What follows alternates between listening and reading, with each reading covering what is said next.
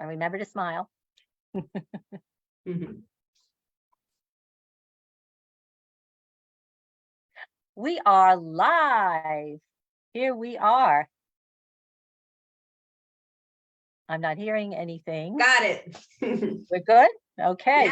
Yeah, So, we're good. fantastic. This is anybody watching. This has been a long time coming, Seems like that. and you will enjoy this. Thank you for hanging out, people who are watching this. Thank you. All right. My dear friend Marcia Grace, I'm introducing you. No, you're not. This is my life. Go ahead. All right. See what I have to contend with a friend I've had for 40 years. Yeah, exactly. 40 years. Oh my God. And I don't know, there seems to be a delay in my video. I'm noticing a delay, but I'm just going to forge on. So, hi everyone. This is Marcia Grace, your modern meditation mentor and your miracle mastery mentor. I think I've changed that a little bit now. And as I'm always here every Friday, and we're always talking about some facet of how we can relinquish our stress, because Lord knows that is such an important thing for us to learn how to negotiate in our very, very busy and hectic business and personal lives. So I am so excited today that I have with us a dear, dear, dear friend for many, many years, and an expert that you are going to love and enjoy. I mean, she's just, she makes a topic that we're going to talk about not only interesting and not only educational and not only fascinating, but also very much fun, a lot of fun. So let me introduce Dr. Sorah Dubitsky. She has a doctorate in psychology. She's a sexuality educator. She does individual and couples counseling. And she does something very interesting called sacred breakups. Yes. Maybe she might say, Very if you get in important. touch, Sacred break. she'll tell you more about that. She's a psychology professor at Florida International University. She's a healer, a minister, a 40-year student of A Course in Miracles. That's how we met. Teacher practitioner, workshop leader in spiritual themes. She's a writer, and her book, she'll hold it up for you, is called A Course of Wisdom. It's available on Amazon. You want to hold up the book? Got it there? Ms. Sorah? The version or the edition you can get on Amazon has a hardcover, so it might look a little bit different. Oh, okay. If you plug in my name, this should come up. All right. There are still copies available. Yes. She is currently, and this is the part I'm really excited about, she is currently working on a new book, and the new book is, I don't like this title. We'll discuss that elsewhere. But anyway, her title is Reclaiming Intimacy in the 21st Century. I don't think that's jazzy enough, but we'll leave that for another time. Now, another title you did not like was Sex from the Bottom Up, and you did not like that. There was another one too. turn oh no sex into oh God sex. That's the one. Yeah, that's the one. Right. Yeah. Okay. So far I'm striking out on all titles. Yeah. So we'll see. We're still today's talk though. Sex without stress. I just want to finish this. She was married for 37 years to my dear friend Larry Dubitsky, who has left us and is looking down on us from heaven. And she's really had an exemplary marriage, which we should all be jealous of. Anyway, okay. In addition to teaching, Dr. Dubitsky is a writer and a publisher. And I'm not going to talk about, I think we said enough. So wait a minute, one more thing. She wrote a blog for 3 years called Married Sex for Couples Who Lost Their Spark. And she changed the title to Love, God, and Sex because I wanted to bring in the spiritual dimension of love and sex. And that's why in the title for today's meeting, I said sex without stress, but it's not what you think because, well, you'll find out in a second. Okay, so that is this beautiful woman's information. And now, without further ado, I'm going to ask you my very first question, if you don't mind, and that is, what is sex anyway? Yes. First question. It's not what you think it is. When you told me to be succinct. So, but when people hear, like I do, sex education, they immediately think of sex therapy and they immediately think of bodies. Bodies doing stuff, interacting. I don't look at sex as bodies. I look at sex as energy, vital energy. I will read that sex is the energy of life. It's the urge to merge that is built into all living things. It's a drive, and there's more information you can find out about that. It's part of our survival mechanisms. If you've heard of the 4 F's, feeding, fighting, fleeing, and making love. Oh, really? Yes. So it's interesting. Like the first 3, feeding, fighting, fleeing, is for survival of the body, the individual. The last one is for survival of the species, making love. But I want to re-emphasize that sex is energy. It's divine energy. It's the energy of life. But it's gotten layered with all of this stuff, rules, regulations, culture, history, politics. All of that has an influence on how you express this energy. So sex is more than just 2 bodies. It's more than divine energy. It becomes an expression of how are you feeling right now? What is your motivation? That's a big thing of mine. Why do you want to have sex? We're affected by the environment. During COVID, people were having less sex. For example. Yeah. You want to talk about that? No, I'll move on. People, there are medical conditions that affect sex. There's norms, taboos, societal expectations. So for example, like my class, the first aid class, I post these videos. The first video, like they're 20 years old, if not longer. What do men want? What do women want? Boils down to women want relationships, men want sex. That's what it boils down to. And that was made kind of in the early 2000s, that, the videos that I showed. I pair that with this article I found in the New York Times. It's a video by Cardi B and Megan Thee Stallion.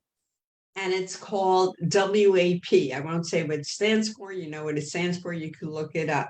And it's about these liberated women, just they're enjoying their sexuality. And I post that, kind of in contrast to one another to see how today's students respond. Here's the modern sensibility of how sex should be, and then here's this 20-year-old phenomenon, and most students still agree with the 20-year-old phenomenon. That really? Sex, women still want relationships, men still, it's all about sex, and yes, they do like or respect the Cardi B perspective. Mm-hmm. But they still want the other. And there's even more data about that people are getting tired, especially young people are getting tired of sex without feelings, sex without, I'll leave it at that. So sex without feelings, without any real connection. One of the articles, one of the chapters I'm working on is the era of casual sex ending, and there's some evidence that it is. People want more. Very interesting. So how does that tie in with this idea that people are supposedly, according to surveys, having less sex today. There's other things that are taking it up, that are using that energy. Remember, sex is energy. One of the drivers of sexuality is the neurotransmitter dopamine. Yeah, and there's a wonderful researcher, Helen Fisher. She started, she did her research again, like I think in the 1990s, around 2000. There, you could find YouTube videos by her, and she talks about dopamine, and dopamine being the driver of love, and the addictive love that makes people, want to think about you, 24 hours a day. They want to be with you 24 hours, 24/7. They don't stop thinking about you. That dopamine secretion, for lack of a better word right now, is also driven by video games and likes on Facebook. Yes, so it's being taken up by these other things. You go to a movie, like you get a hit of dopamine. Somebody likes your Facebook page, you get a hit of dopamine. Isn't that all right? Wait a minute, I want to just riff on that one. So Facebook is actually taking some of our desire for sex away from us, or subverting it. Yeah. Because yes. Why? Is it because we're getting this dopamine hit that people are saying that, like, oh, these people are responding to me, so they're showing me that they love me? Is that what's going on there? Yes. Wow. Let me pull up that reduces stress. I have a whole thing. Okay, so yeah, technology and screen time, smartphone, social media, digital entertainment. It reduces face-to-face contact, and that's when you get that drive. Why do you think I'm guilty of this? I'm driven to use Facebook how many times a day, because every time I do, I get this pleasant hit. So yeah. And then, like, what I'm segueing into is why people are having less sex now, especially young people. The dopamine being used by other modalities is one reason. Then people are getting married later, so they're putting off that trajectory. It used to be the trajectory was, around 20 years old, you start looking, you like when I got married the first time, you got married the first time, I was 20. My first husband was 23, and you may have been in that same age range, but that drive to love, that drive to be with somebody, that was kind of again in its glory days, and in those days. Since then, that trajectory has been pushed back, and other things have come in to take its place. So people are having, we're segueing a little bit, but people are having less sex now, delayed milestones, also economics. Young people, more young people are living with their parents. Like, you're gonna have sex with your parents, in your parents' house.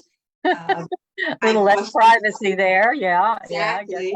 High cost of living, stress, anxiety. So stress and anxiety, that's your department. The right, a hookup culture.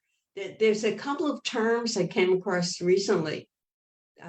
One is called liquid love, and there's a book called Liquid Love, which I have not read, but I've read about it. I've read reviews of it. And in that book, they introduced the idea of plastic sexuality. So just, liquid, plastic sexuality. That's the, it's all available, but it's meaningless. So that's why it's you can get the same kind of sensation. That's like people are so limited in how sex can be a transformative experience. But So wait a minute. Let's back up a second. You used two words there that I didn't understand: liquid and plastic. so liquid love is that love has become watered down. That's what the newer generations. It's like it's we grew up with this idea of happily ever after. Okay. Which was a myth in its own way. You have to work at it. It's not just doesn't come by itself. You work at the happily ever after, or till death do us part. That's what we grew up with. The younger generations, I'm looking at mostly like 30 people in their 30s, don't look at it like that anymore. They don't have the role models, the same role models we had growing up. Boy, that's for sure. With all the divorce, right? Exactly. So liquid love is the idea that love can come and go, or love can slip through your fingers. It's not, and if you don't can't grasp it, right? One, with water, you can't really grasp it. Right. Exactly. And if it doesn't work out, whoever you're in love with, you go back to one of these dating apps and you can find like thousands more, because you're not through the dating apps, you're not limited to finding somebody in your immediate neighborhood. Like, like we were growing up, you find somebody local. Yeah. Now it's somebody over, over the whole world, or in who would be available. The other term I mentioned, plastic sexuality. Just think about that. That's exactly what it is. It's not. There's no emotion. There's no connection. There's, good sex. I will segue. Requires being relaxed. Requires trust. Requires openness. Requires vulnerability. The way the world has become now, that's not what sex is anymore. It's much, because it's casual. It's the hookup culture. To find that absolute spark that triggers the dopamine, or even triggers the other hormone that is involved, is oxytocin. That when I'm sorry, my phone keeps ringing and I'm trying to stop it, but that's success. I'm sorry, go ahead. So another hormone that's involved, like there's testosterone's involved, and dopamine and oxytocin. Oxytocin is the cuddle hormone. So unless it's released when somebody's had an orgasm. In men, it's called vasopressin. So the cuddle hormone, it's that really good feeling, like nurturing, tender feeling, post-sex. It's also released when women breastfeed their babies. And that hormone, according to Helen Fisher, that's the one that maintains long-term relationships. So if you're not getting that feeling post-coitus, or I think it's how it's pronounced, or after sex, then why continue? And there's been more articles lately, the Times, which I read, the relationship articles, said women in particular are getting tired of meaningless sex, and they want something else. And it might be a little bit older women. Younger women might still be into exploring, and I have to do more research about that. But the women that they're writing about in these articles are primarily in their 30s, and they want something more. So the plastic sexuality, it's not satisfying anymore. Yeah.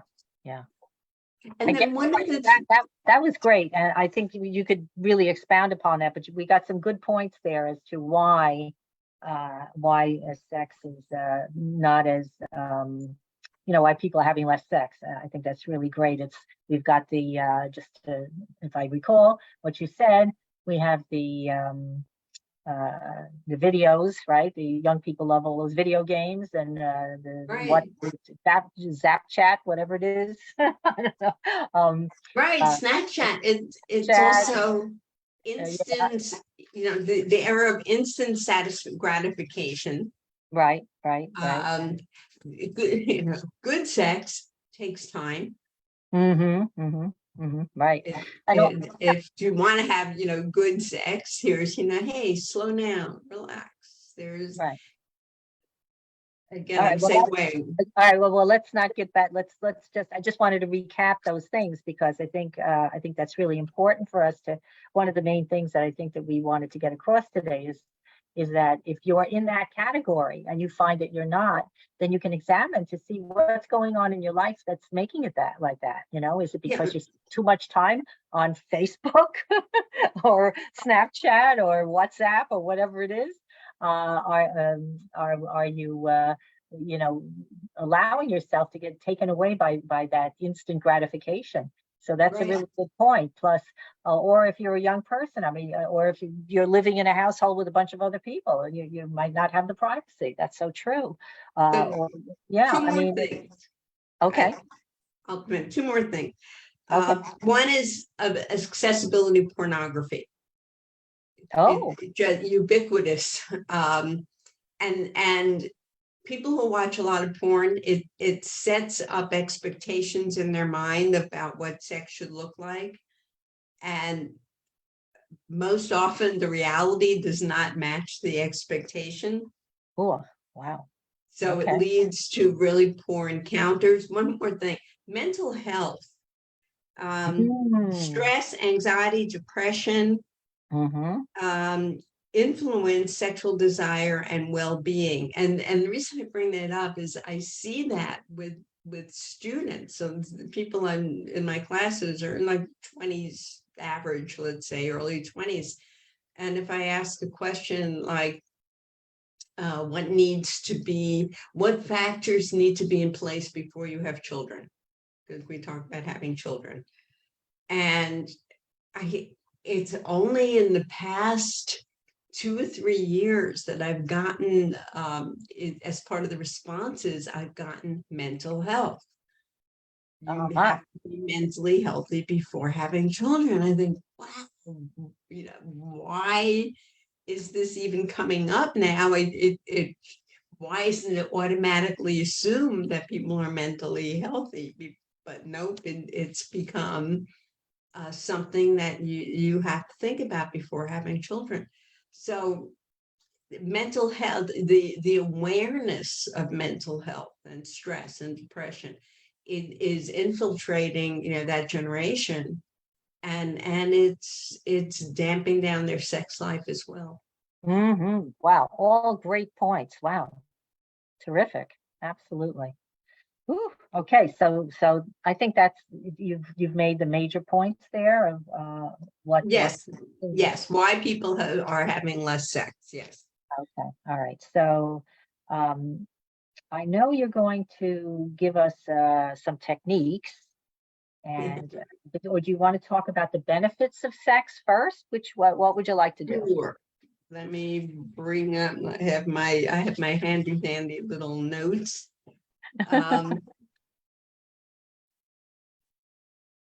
Yes, where are my? While you're looking, I just wanted to ask the audience. I guess this was not exactly what you were expecting, right? Was I right when I said that? Because say that again. Sorry, say that again. I found my page. Go ahead. No, I'm just saying that our discussion here is not quite what people might have thought it was going to be, and it gets even more so shortly. It's interesting because basically I'm an academic. I've been reading research about sex since 2011, 2007.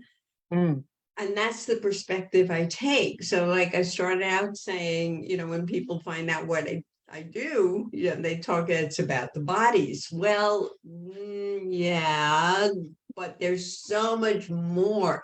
Who was it?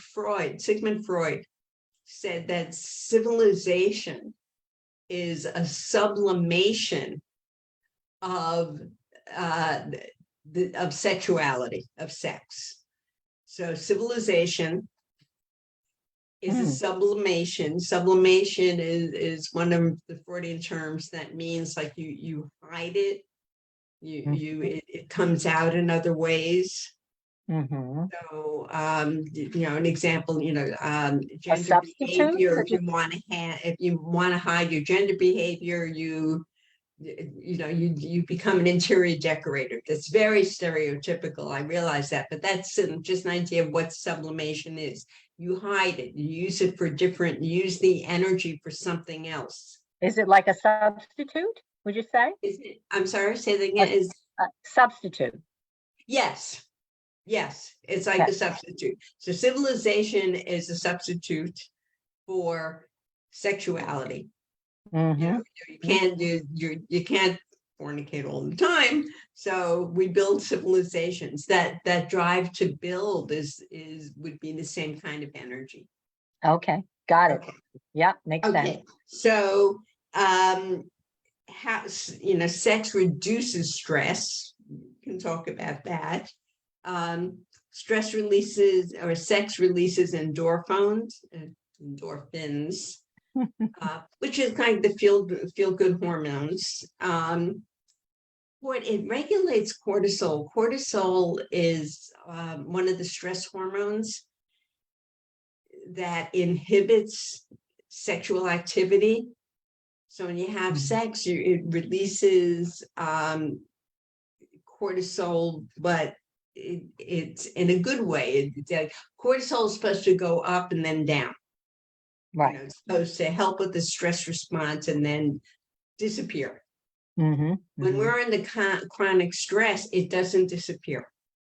That's when we get sick, and that's when all hell breaks loose. Right. Exactly. Okay. So sex spikes that cortisol, but also drops it with down to normal levels. Sex involves physical activity, so sex improves sleep quality. Sex enhances intimacy and connection. That's what it's supposed to do. Yeah, supposed to. I want to come back to that. Distraction and pleasure. It creates something called the relaxation response. Lowered heart rate, decreased blood pressure, a sense of calm. It improves mood and mental health. Shall I go on? It boosts the immune system. Pain relief. Pain relief. Interesting. Talk about that a minute. Pain relief? Yeah, because when you're having sex, you're not thinking about anything else. Right. Actually, I spoke to someone who said, a gentleman I know, who said, why sex is great. You can't think of anything else. That's what he said, and that's what this is saying. That's why it's pain relief. If it is good sex, you're focused, you're present, you're here, you're with your partner. Unfortunately, one of the aspects of potentialities in sex is that you might not be here.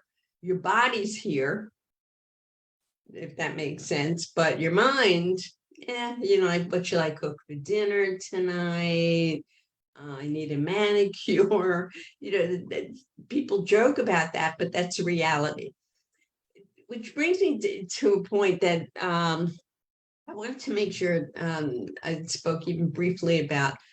One of the things I've identified with sex and thinking about this over the years is that there are different aspects or qualities. That's the word I use. There are different qualities of sexual experience.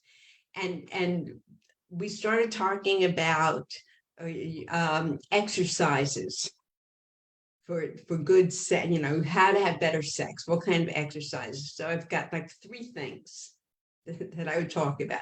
The first thing I call intention or motivation. Mhm. What do you want? What do you want to have come of this? We talked about that before. That's a line from the Course in Miracles. What do you want to, any situation you're in, what do you want to have come of it? Mhm. And so I identified 7 qualities that you could have as a result of a sexual experience. The first one is, and this is where that ladder idea comes in, that you didn't like sex from the bottom up. The first one is abusive.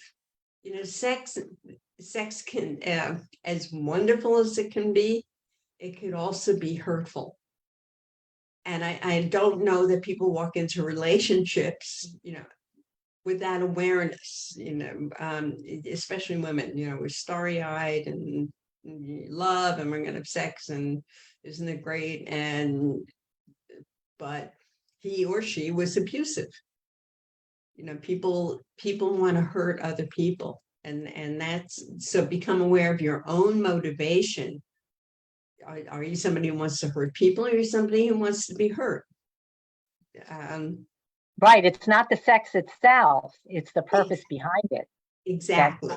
That really makes all the difference in your Exactly. Yeah. So you're using the word purpose, I'm using intention, motivation.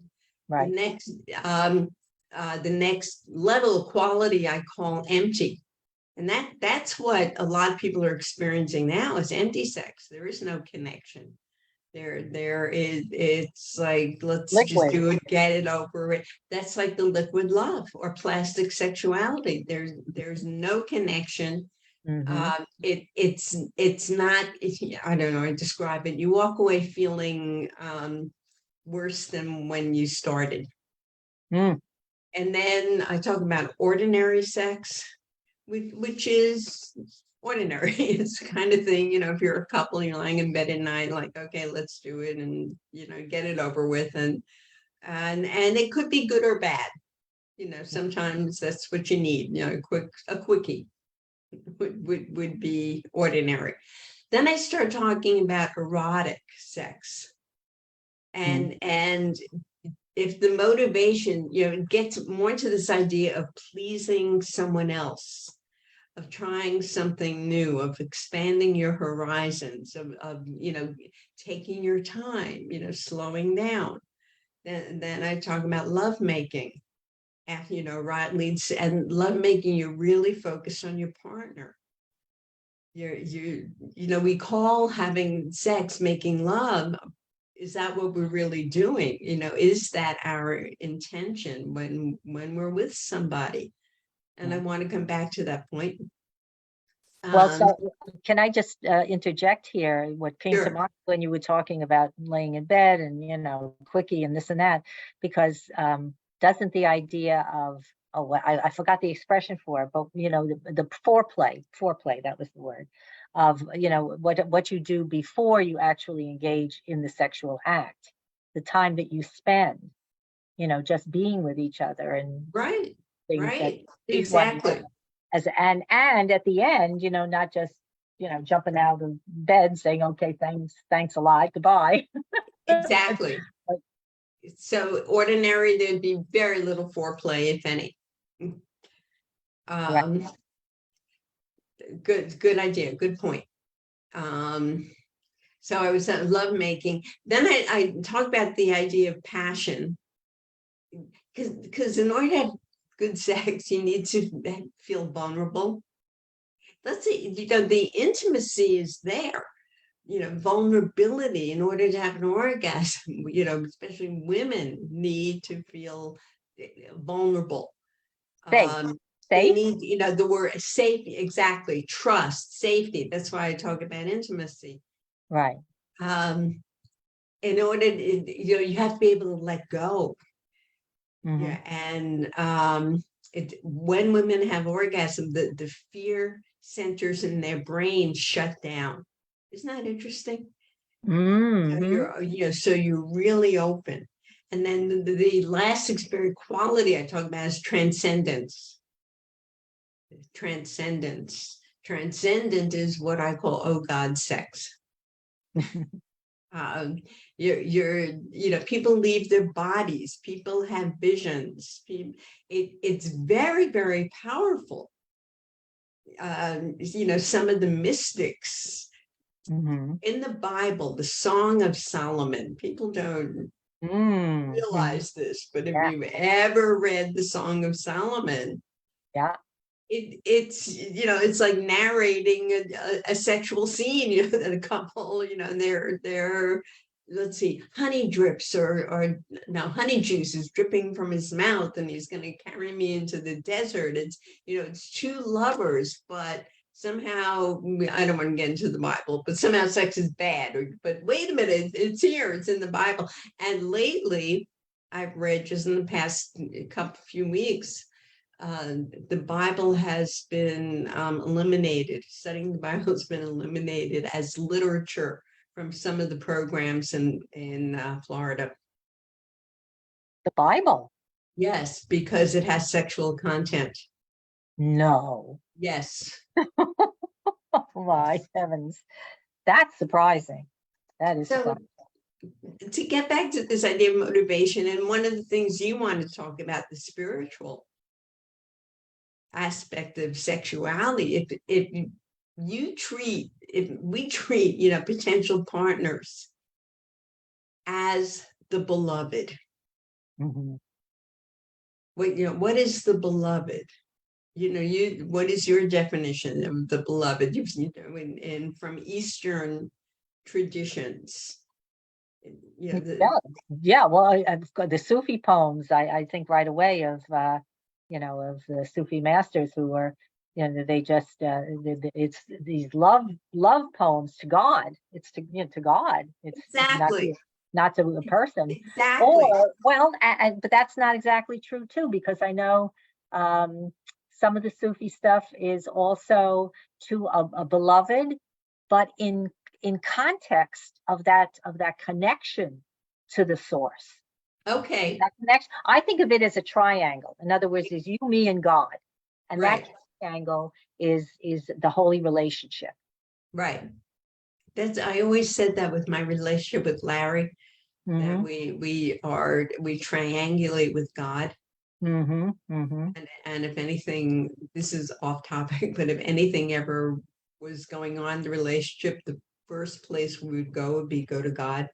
And, that's how we stayed married for 37 years. I wish more people knew that and relied upon it and trusted that really does work. It really does work.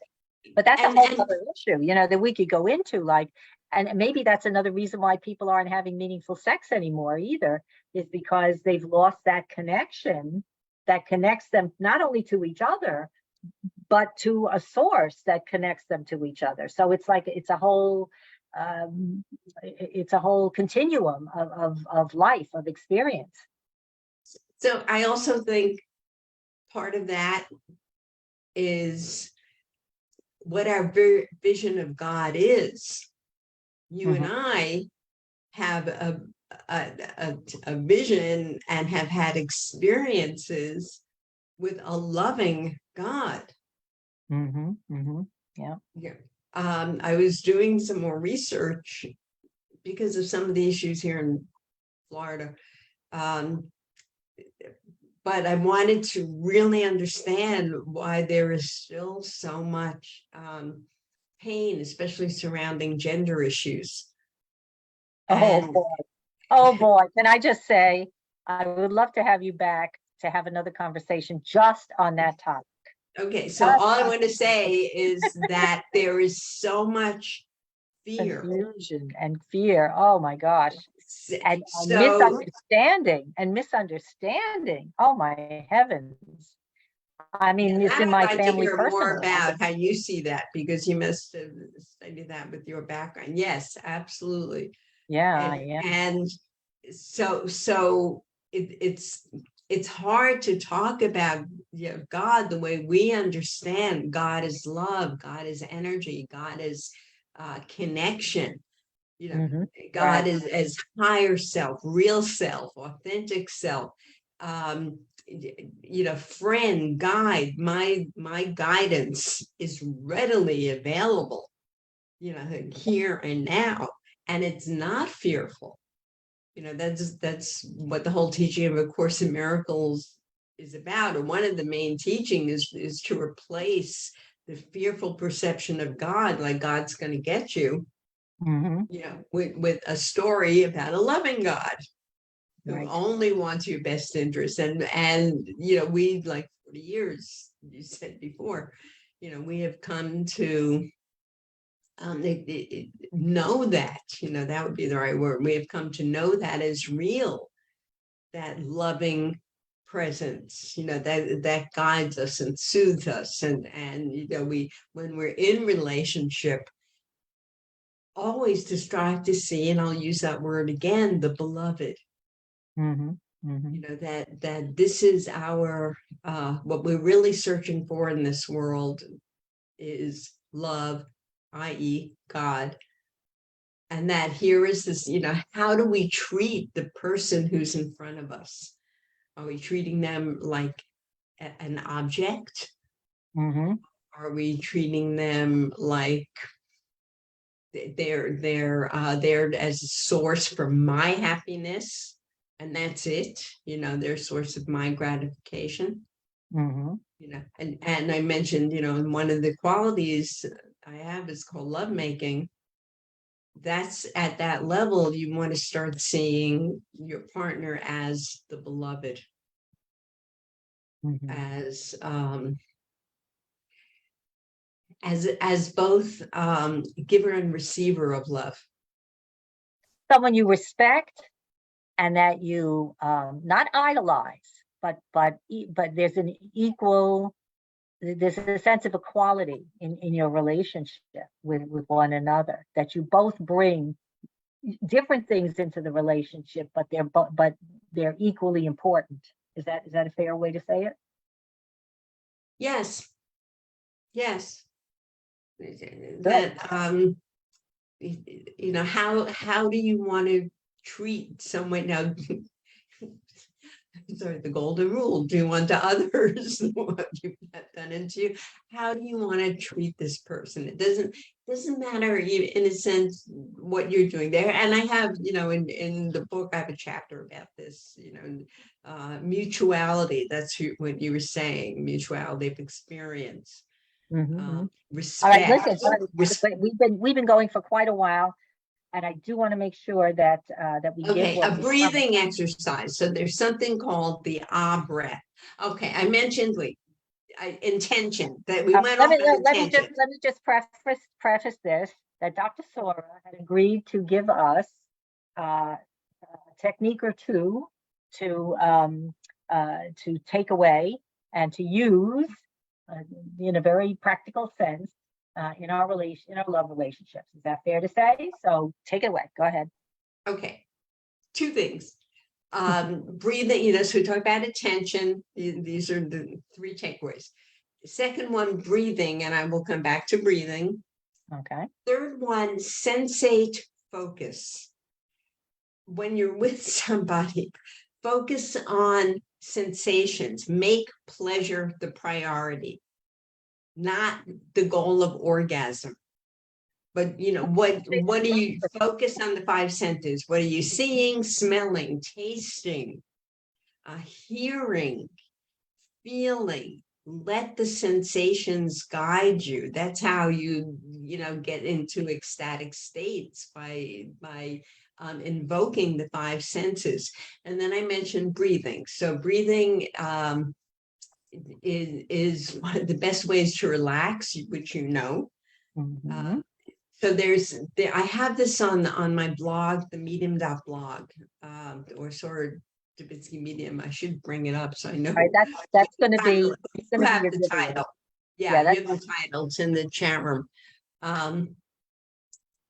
So you're with a partner, and that's too complicated. We'll do this one. It's called it's sexual breathing. Okay. So you leave your lips partially open and you inhale, and you let your lips quiver. And then you exhale and your lips quiver again. How do you make your lips quiver? I don't know how to do that. And it's like you may imagine you're tasting, but purse your lips. So purse them. Mhm.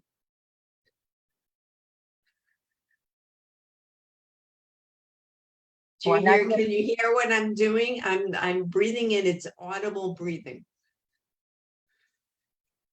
Okay, audible. Close your Yeah, eyes. yeah, It's so then- audible. Yeah, okay, Yes. yeah, so. Yeah,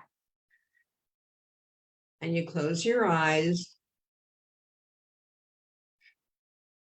And if you can feel the breath, going into the heart chakra when you breathe it in. I can feel the quivering more on the in-breath than on the out-breath. Yes, absolutely. Yes. Okay, Yes. So, yeah, okay, got that. I think I got that. okay. So practice that, and it induces a state of relaxation. It also, the sound, already sounds like you're having sex. That's how people. So it kind of wakes people up. One more. So this is breathing into the throat. So like right here, you're breathing into the throat chakra, energy center, which we'll talk about another time. Okay. Well, I lost you again. Okay. I don't know why your lips. your sound is going in and out. I don't know, for some reason your sound is going in and out. Maybe that's me because I'm breathing. Maybe. Okay, so your lips are more open. And you're breathing right here. And you should be able to hear that now.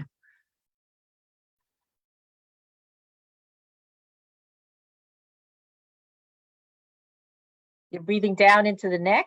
Yeah, you're breathing in and out of the neck. And you're making a slight noise on that inhalation. Yeah. Okay. Yeah. All right. And you close your eyes, and this is a breath that's used in transformational breath work.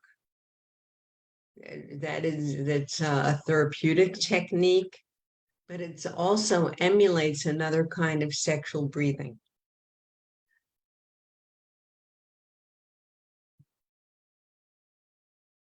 Can you hear that? Oh, you're doing a huh? It's like a huh? Yeah. Huh. Huh. Is it a fast? How fast are you going? I'm not hearing you. I'm not hearing you breathe. Yeah, it's a hard setup. I would need to have a microphone next time. We'll do a microphone. And then I have these on my website, on the Medium blog. So all right, so that's your giveaway. All right. So your giveaway, tell people how they get it, what it is they're getting and how to get it. Okay, so send me an email address to my dr.sorah, that's Dr. Sorah at drsorah.com. dr.sorah@drsorah.com. There's about 15 different essays. Some of them talk about pleasure. One of them talks about a lifelong sexiness. And there are articles about how to do the breath work. There's one that's with partners, and that really works. All of these are designed to kind of deepen and control, the energy that flows, that orgasmic energy, and it's controlling it in such a way that it's allowed to expand, so that it increases the potentiality of excellent, good orgasms. So you send me an email, drsorah.com. I just want to say, and I will send you a link to the Medium articles, and there's quite a few there, so you can learn all kinds of stuff. All right. Well, so it's Sorah. I just want everybody to know it's Sorah, Sorah. Doctor. It's Dr. DRSORAH at DRSORAH.com. Right. Okay. And then I'll send you a link. The first DR dot Sorah SORAH at DRSORAH.com. Okay. All right. It'll be in the we'll put it in the chat below after, when this video goes, I think I have it there already. Okay. Okay. Well, it's in the chat for the Zoom, but I don't know. I don't know about the Facebook, but Oh, okay, right. well, That's right. yeah. Okay, good. So we'll make sure and that- I am on Facebook quite a bit. I blog. Right now I'm blogging about gratitude, daily. What am I grateful for today? It's a very powerful spiritual practice. I'm starting teaching again on Monday. I'm in my 16th year teaching. I don't go as much into orgasm. I mention some of this stuff, but it's an academic course. And it's research based, which has been part of my work, for 16 years. Well, for people who are living in Florida, you can go take Dr. Sorah's course. So, okay. And my goal is, to finish this book one of these years. Although you gave me, it was a catalyst. Preparing for today was a catalyst. Like, wow, I got all this research done, or I had the research, but it was like collecting it. So I have all this research, and organized. Can you leave us with? It's getting, we've been here a long time, and yeah, I know. Really want people to take all this in, because you gave a lot of information. And I think there's, for you, it's second nature, right? You just know all this stuff and it seems so simple, but there really was a lot of information to absorb from today's conversation.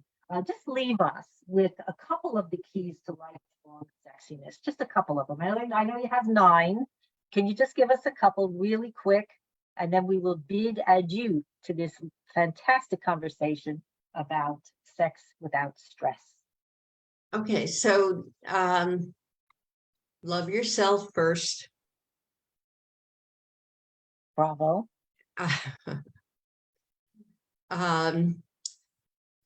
Love your body. You are, we say we're made in the image and likeness of God. What does that mean? Just love yourself, honor yourself.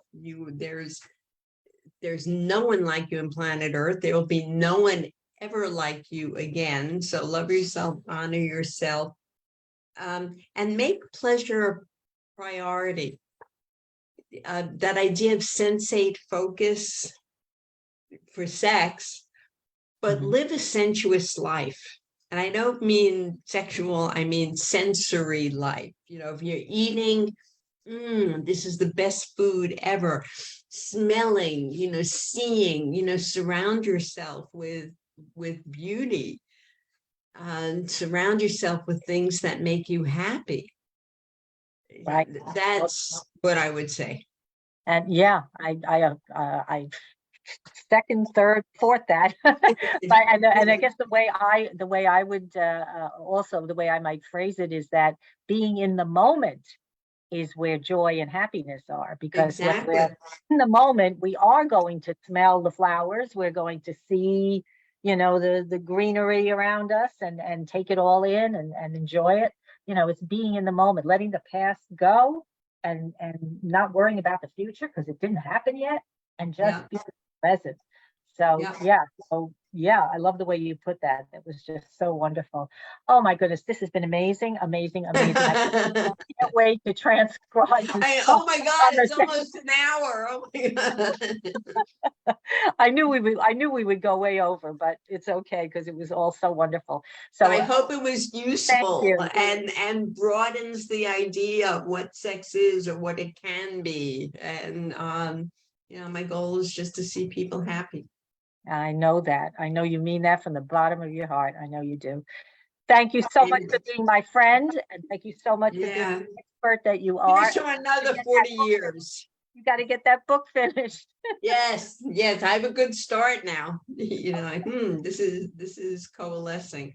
All right, love. All right, We'll Mark, talk. take care. Mwah. Be All well. right. Bye, everybody. So long. See you next Okay, bye. We'll talk. Bye.